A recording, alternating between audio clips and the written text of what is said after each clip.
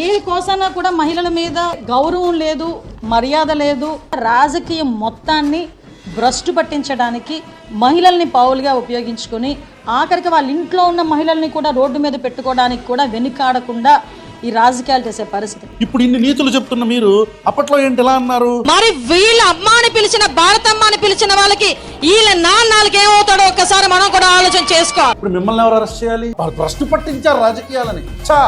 ఇప్పుడు మరి ఈ మాటలు మాట్లాడింది ఎవరు? ఇప్పుడు ఏ స్టూడియోలో అయితే మాట్లాడారు యాంకర్ అరెస్ట్ చేసినట్టు చేబ్రోలు కిరణ్ అనే లోఫర్ నా కొడుకు మాట్లాడిన ఆ స్టూడియోలో ఉన్న యాంకర్ని అరెస్ట్ చేశారా మేడం?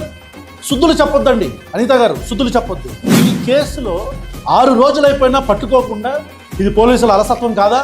కొమ్మినేని శ్రీనివాసరావుని అరెస్ట్ చేయడంలో చూపించిన మన ఉత్సాహం, ప్రెస్ మీట్ పెట్టి మాట్లాడదాం అనుకున్న మన ఆతృత, ఇలాంటి అమాయకపు ఆడపిల్లలు చనిపోతుంటే ఎందుకు రావట్లేదు?